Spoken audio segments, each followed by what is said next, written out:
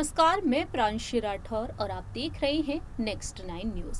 महाराष्ट्र के सियासी उठापटक से आप सभी बखूबी वाकिफ हैं। महाराष्ट्र में किस तरीके से एक बार फिर से सियासत गर्माती हुई दिखाई दे रही है, जहां एक तरफ महाराष्ट्र में नई सरकार को बने हुए पूरा 1 महीना हो चुका है, लेकिन मंत्रिमंडल का विस्तार अब तक नहीं हुआ है। जी हां, 30 जून के दिन मुख्यमंत्री के तौर पर शपथ ग्रहण की थी शिवसेना के विधायक रहे एकनाथ शिंदे ने, और डिप्टी सीएम के तौर पर शपथ ली थी देवेंद्र फडणवीस ने।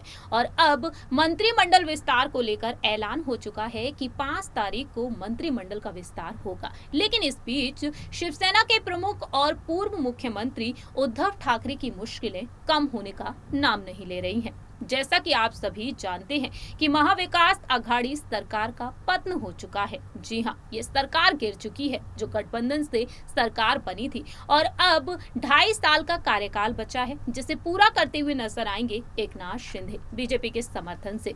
ऐसे में देखा जाए तो यहाँ पर एनसीपी के प्रमुख शरद पवार और शिवसेना के प्रमुख उद्धव ठाकरे और कांग्रेस की क्या कुछ रणनीतियां देखने को मिल रही हैं। दरअसल आपको बता दें कि अब महाविकास अघाड़ी सरकार टूटती बिखरती हुई दिखाई दे रही है। शरद पवार का ये दावा रहा कि ये सरकार नहीं टूटने वाली है, ये गठबंधन नहीं टूटने वाला है। उन्होंने कहा आने वाले चुनाव को लेकर चर्चा की जाएगी, लोकल चुनाव को लेकर जल्द ही चर्चा की जाएगी, लेकिन महाविकास अघाड़ी सरकार जो गठबंधन है वह बना रहेगा। लेकिन दूसरी ही तरफ जो संकेत मिल रहे हैं वो दावा कर रहे हैं कहीं ना कहीं ये सरकार टूटती बिखरती हुई नजर आ सकती है, ये गठबंधन टूटता बिखरता हुआ नजर आ सकता है।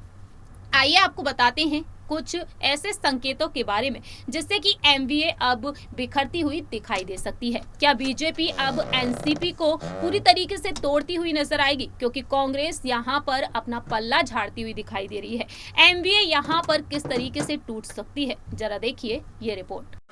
महाराष्ट्र में अपनी सत्ता गंवाने के बाद शिवसेना के प्रमुख और पूर्व मुख्यमंत्री उद्धव ठाकरे की मुश्किलें बढ़ती हुई दिखाई दे रही हैं। जहां एक तरफ उद्धव ठाकरे शिवसेना के चुनाव चिन्ह को लेकर लड़ाई लड़ रहे हैं, वहीं अब उन्हें लगता है कि उनका अध्यक्ष पद भी मुश्किल में पड़ा हुआ है। जी हां, मुख्यमंत्री एकनाथ शिंदे और डिप्टी सीएम देवेंद्र फडणवीस ने अब तक ऐसे कई फैसले लिए हैं जो उद्धव ठाकरे के खिलाफ नजर आए हैं, और साथ ही साथ उद्धव की सरकार के समय में कुछ फैसले लिए गए जिन्हें वह रद्द करते हुए भी देखे गए हैं। इसी बीच उद्धव ठाकरे काफी अलग थलग पड़ते हुए दिखाई दे रहे हैं। बात करेंगे महाविकास अघाड़ी सरकार के बारे में। महाविकास अघाड़ी में भी उद्धव ठाकरे अलग थलग पड़ते हुए दिखाई दे रहे हैं।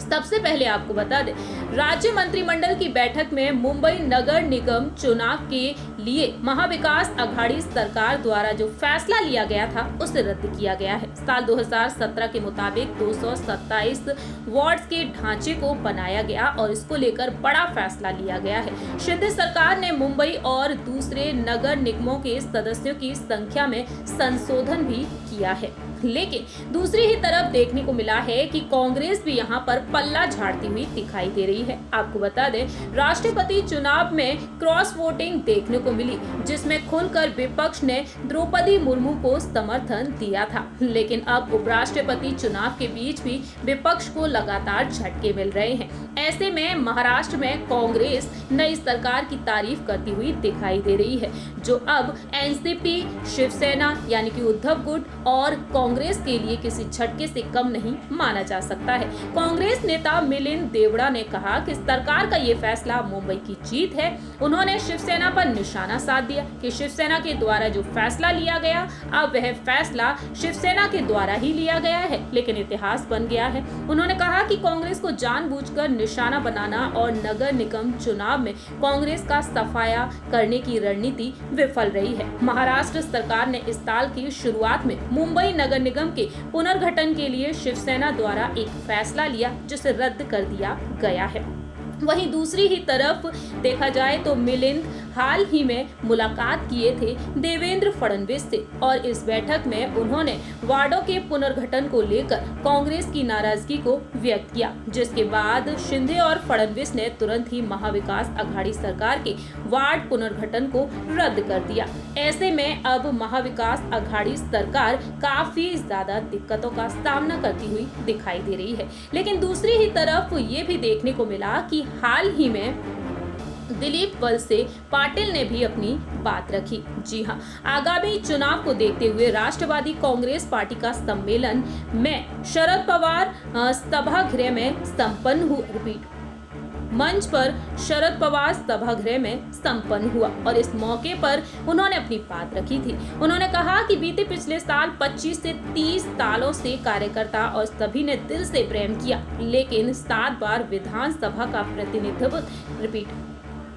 प्रतिनिधित्व करने का मौका मिला और इसके लिए कार्यकर्ताओं, नागरिकों और वोटर्स ने काफी तकलीफें भी झेली हैं। राष्ट्रवादी कांग्रेस पार्टी की तरफ से संपर्क मुहिम शुरू करें, नागरिकों की परेशानियों, बचे हुए कार्यों और प्रमुख कार्यकर्ता समझें, साथ ही काम की गुणवत्ता भी बनी रहे, इसका भी ध्यान रखें। महाविकास अघाड़ी सरकार को लेकर अब कई सवाल भी खड़े हो रहे हैं। जी हां, उन्होंने बताया,